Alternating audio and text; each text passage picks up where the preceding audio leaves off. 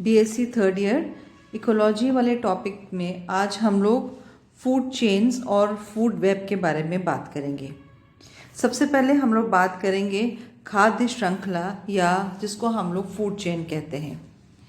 पारिस्थितिक तंत्र में जो उत्पादक होते हैं या जो प्रोड्यूसर्स होते हैं वो हरे पौधे होते हैं जो कि जो सनलाइट को या सूरज की ऊर्जा का उपयोग करके और भोजन का निर्माण करते हैं या वो लाइट एनर्जी को केमिकल एनर्जी में चेंज करते हैं। और ये जो संश्लेषित भोजन होता है इसका उपयोग जो है वो उपभोक्ताओं के द्वारा किया जाता है। अब इसमें हम लोग जब फूड चेन की बात करेंगे तो सबसे पहले हमें ये पता होना चाहिए इसकी डेफिनेशन क्या है। तो हम कह सकते हैं कि जो पारिस्थितिक तंत्र होता है इसमें विभिन्न जो जैविक घटक होते हैं उनके द्वारा जो पोषण या जो अपना भोजन प्राप्त करने की जो व्यवस्था होती है और उसका जो क्रम होता है उसको हम लोग फूड चेन कहते हैं। फूड चेन में स्टार्टिंग जो है वो प्रोड्यूसर्स से होगी। प्रथम श्रेणी के उपभोक्ताओं जो होते हैं वो भोजन का निर्माण करते हैं और उसके बाद वहाँ से भोजन जो है वो जैसे शाकाहारी जंतुओं में जाता है और शाकाहारी जंतुओं से जो है वो मांसाहारी प्राणियों के ऊपर जाता है। इस प्रकार से एक चेन का निर्माण हो जाता है जिसको हम लोग फूड चेन कहते हैं। खाद्य श्रृंखला में जो प्रत्येक पायदान होता है या प्रत्येक जो स्टेप होता है उसको ट्रॉफिक लेवल या ट्रॉफिक स्ट्रक्चर कहा जाता है, पोषण स्तर कहा जाता है। अब हम लोग इसके कुछ टर्म्स के बारे में बात करेंगे जो हमें पता होने चाहिए। पहले हमें पता होना चाहिए प्रोड्यूसर क्या है। प्रोड्यूसर या ऑटोट्रॉफ जो होता है ये वो ग्रुप ऑफ ऑर्गेनिजम्स होंगे जो सूरज की किरणों से अपना भोजन बनाने की क्षमता रखते हैं। सूरज की किरणों की मदद से ये कार्बन डाइऑक्साइड और वाटर को कार्बोहाइड्रेट्स में कन्वर्ट करते हैं, ग्लूकोज का निर्माण करते हैं। तो इनको हम लोग ऑटोट्रॉफ्स कहेंगे। जैसे हमें पता है कि एल्गी है या जितने भी प्लांट्स हैं ये ऑटोट्रॉफ्स हैं, ये अपना भोजन स्वयं बनाते हैं। और जो हेट्रोट्रॉफ्स या कंज्यूमर्स हैं इनको हम लोग उपभोक्ता कहते हैं। और उपभोक्ता वो ऑर्गेनिजम्स होते हैं जो अपना भोजन खुद नहीं बना सकते और ये भोजन के लिए दूसरे ऑर्गेनिजम्स के ऊपर निर्भर होते हैं, उनको हम लोग उपभोक्ता कहते हैं। और उपभोक्ता के भी अलग अलग लेवल हो सकते हैं। जैसे प्राइमरी कंज्यूमर, इसको हम लोग कंज्यूमर भी कहते हैं। जैसे उत्पादकता जो उत्पादन करते हैं उनको हम लोग प्रोड्यूसर्स कहते हैं और जो उसका उपभोग करते हैं उसको हम लोग उपभोक्ता करते हैं। और जैसे अलग अलग ट्रॉफिक लेवल होती है, जो पहली ट्रॉफिक लेवल होती है वो प्रोड्यूसर्स की होती है और प्रोड्यूसर्स के ऊपर प्राइमरी कंज्यूमर्स आ जाते हैं जो कि सेकेंड ट्रॉफिक लेवल है। प्राइमरी कंज्यूमर को सेकेंडरी कंज्यूमर्स यूज़ करते हैं, ये हमारा जो है वो next trophic level, third trophic level आ जाएगा। इसी तरह जो सेकेंडरी कंज्यूमर्स के ऊपर जो हमारे टर्शरी कंज्यूमर्स या तृतीयक उपभोक्ता होते हैं वो चतुर्थ ट्रॉफिक लेवल या फोर्थ खाद्य स्तर का निर्माण करते हैं। इसको हम लोग एक बार फिर से समझेंगे। अब दूसरी बात आती है कि कंज्यूमर्स कौन कौन हो सकते हैं। तो कंज्यूमर्स तीन प्रकार के हो सकते हैं जो उपभोक्ता होते हैं। पहले होते हैं जिनको हम लोग हर्बीवोर्स या शाकाहारी कहते हैं, जो कि सिर्फ प्लांट या प्लांट के प्रोडक्ट्स का ही भोजन के रूप में ले सकते हैं, वो हर्बीवोर्स होते हैं या शाकाहारी होते हैं।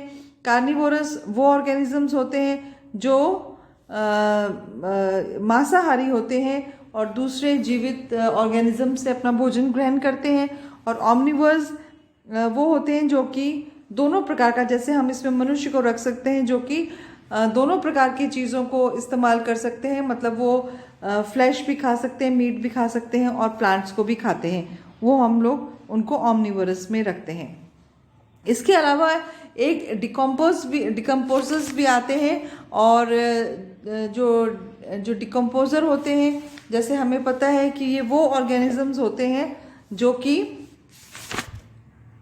जिसको हम लोग मुख्य रूप से ये अपघटक जीवी होते हैं।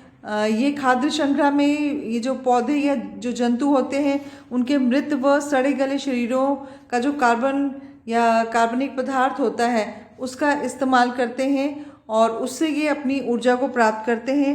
तो ये जो होते हैं डिकम्पोजर्स होते हैं, ये ऑर्गेनिजम्स को सिंपल मैटर में ब्रेक करने का काम करते हैं। बैक्टीरिया और फंजाई जो होते हैं ये सैप्रोफाइट्स या डिकम्पोजर्स होते हैं, जो कि जो खाद्य श्रृंखला में जो ये ऑर्गेनिजम्स हैं उनको ब्रेक करके और सिंपल प्रोडक्ट्स में उनको एनर्जी को रिलीज़ करते हैं। तो अभी हम बात करते हैं कुछ फूड चेन्स की। फूड चेन्स जो है, हम इसमें मुख्य रूप से दो प्रकार की फूड चेन्स जो हो सकती हैं। एक होती है ग्रेजिंग फूड चेन और दूसरी होती है डिट्रिटस फूड चेन। जो ग्रेजिंग फूड चेन होती है उसको हम लोग शाकवर्ती खाद्य श्रृंखला कहते हैं, और जो डिट्रिटस फूड चेन होती है उसको अपरदी खाद्य श्रृंखला कहते हैं। इसमें हम आप बात करते हैं ग्रेजिंग फूड चेन। ये फूड चेन क्या होती है? इस प्रकार की जो खाद्य श्रृंखला होती है इसका प्रारंभ हमेशा पौधों से होता है तथा ये शाकाहारी जंतुओं से गुजरती हुई और मांसाहारी उपभोक्ताओं या जो एनिमल्स हैं उस पर समाप्त हो जाती है। और इस प्रकार की जो खाद्य श्रृंखला होती है ये सूरज की किरणों के ऊपर मुख्य रूप से आधारित होती है, क्योंकि प्लांट्स जो हैं वो फोटोसिंथेसिस के द्वारा जो लाइट एनर्जी है उसको केमिकल एनर्जी में कन्वर्ट करते हैं और वही एनर्जी फिर दूसरी जो है ऑर्गेनिजम्स तक पास होती है फूड चेन के द्वारा। इसमें प्रोड्यूसर्स से प्राइमरी कंज्यूमर्स में, प्राइमरी कंज्यूमर्स से सेकेंडरी कंज्यूमर्स से, और सेकेंडरी कंज्यूमर्स से टॉप कंज्यूमर्स में ये जो है वो श्रृंखला जो है वो चलती है इस प्रकार से। इसमें भी जो हम लोग ग्रेजिंग फूड चेन की बात करते हैं या हम लोग शाकवर्ती खाद्य चेन की बात करते हैं, इसमें आगे फिर दो प्रकार की फूड चेन्स आती हैं। एक होती है प्रीडेटर चेन और एक होती है पैरासिटिक चेन। तो हमें ये समझना होता है कि प्रीडेटर चेन क्या है और पैरासिटिक चेन क्या है। तो प्रीडेटर चेन होती है परभक्षी श्रृंखला। प्रीडेटर, इस श्रृंखला का आरंभ जो होता है वो छोटे पौधों से होता है और ये छोटे जंतुओं से होती और बड़े जंतुओं में जाकर समाप्त होती है। और इसी तरह से एक पैरासिटिक चेन होती है। ये जो श्रृंखला होती है ये पौधों से प्रारंभ होकर बड़े जीवों से गुजरते हुए छोटे जीवों में जाती है। तो इस प्रकार से दो प्रकार की चेन्स होती हैं, एक प्रीडेटर और एक पैरासिटिक चेन। ये दो चेन्स होती हैं। इसके बाद एक और चेन होती है जिसको हम, जैसे मैंने आपको बताया था कि पहले हम मुख्य रूप से दो भागों में डिवाइड करते हैं, एक ग्रेजिंग चेन और एक डिट्रिटस चेन। जो डिट्रिटस फूड चेन होती है इसको अपरदी खाद्य श्रृंखला भी कहते हैं, और ये खाद्य श्रृंखला का प्रारंभ जो है वो पौधों और जंतुओं के मृत या सड़े गले शरीर से और उनके जो कार्बनिक पदार्थ से प्राप्त स्टार्ट होता है। इसके बाद ये श्रृंखला में बैक्टीरिया, फंजाई जैसे कवक और जीवाणु आदि माइक्रो ऑर्गेनिजम्स के ऊपर चला जाता है। ये माइक्रो ऑर्गेनिजम्स जो है वो अपना भोजन जो है वो मृत जीवों से प्राप्त करते हैं, उनके अवशेषों से प्राप्त करते हैं, और इसमें वो जो है वो डिकम्पोजर्स जो हैं वो इनको डिकम्पोज करने का भी काम करते हैं। तो इसमें जैसे मैं आपको एग्जांपल दे सकती हूँ खाद्य श्रृंखला का, डिट्रिटस का, जैसे मृत कार्बनिक अवशेष हैं तो इसका जो है ये इसको ये पहले डिकम्पोजर स्टार्ट करते हैं, फिर वहाँ से जैसे ये केंचुए में चला गया, केंचे से मेंढक में चला गया, मेंढक से सांप में चला गया और सांप से चील में चला गया। तो ये डेड ऑर्गेनिक मैटर से स्टार्ट होकर और हाई जो टॉप कंज्यूमर्स की तरफ जा रहा है। इसका एक और एग्जांपल मैं आपको दे सकती हूँ, जैसे जो पहले डेड ऑर्गेनिज्म से स्टार्ट होके इसके जो डिकम्पोज होगा वहाँ से ये जो स्नेल या घोंघा के अंदर जा सकता है, वहाँ से कोई और छोटे जानवर में जा सकता है, और उधर से कोई और टॉप प्रेडेटर जैसे कोई आउल है या कोई चील है, उस तरह से टॉप कंज्यूमर्स के अंदर जा सकता है। तो ये श्रेल इस तरह से जो चेन बन जाती है इसको हम लोग डिट्रिटस फूड चेन कहते हैं। अब एक चीज़ और आपको यहाँ पर जो है वो बहुत इम्पॉर्टेंट है, वो है कि जब इसमें एनर्जी का ट्रांसफ़र होता है, यहाँ पर इसको हमें अच्छे से स्पष्ट कर देना है कि चाहे कोई भी जो ये फूड चेन है, तो इसमें क्या होता है कि ये फूड चेन्स में क्या होता है कि जब कोई भी एनर्जी जब एक लेवल से दूसरे स्तर पर जाती है तो उसमें करीब 90% जो ऊर्जा होती है वो हीट या ऊष्मा के रूप में निष्कासित हो जाती है और सिर्फ 10% जो ऊर्जा होती है वही नेक्स्ट लेवल तक जा पाती है। इसको कई बार हम लोग लॉ ऑफ 10 भी कहते हैं। इसका मतलब क्या होता है कि जब भी एक लेवल से दूसरे लेवल पर एनर्जी का ट्रांसफ़र होता है तो 90% एनर्जी जो है वो हीट या किसी अन्य कारण से निष्कासित हो जाती है और जो अगली जो ट्रॉफिक लेवल है उसमें सिर्फ 10% एनर्जी ही जा पाती है। इसको लॉ ऑफ 10 भी कहते हैं। इसी की वजह से ये जो भोजन की श्रृंखलाएं हैं वो ज़्यादा लंबी नहीं हो पाती हैं, क्योंकि अगर भोजन की श्रृंखला लंबी होगी तो जो टॉप कंज्यूमर्स हैं उनको बहुत कम ऊर्जा या एनर्जी प्राप्त होगी।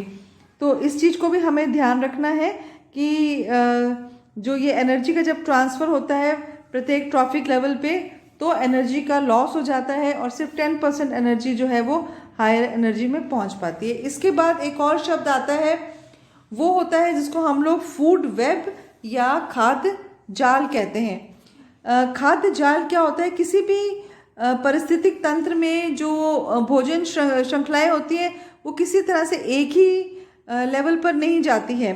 जैसे कि हम ये नहीं कह सकते कि अगर किसी एक चीज़ को एक ही जानवर खाएगा और उसको एक अलग प्रकार का जानवर खाएगा, ऐसा नहीं होता है।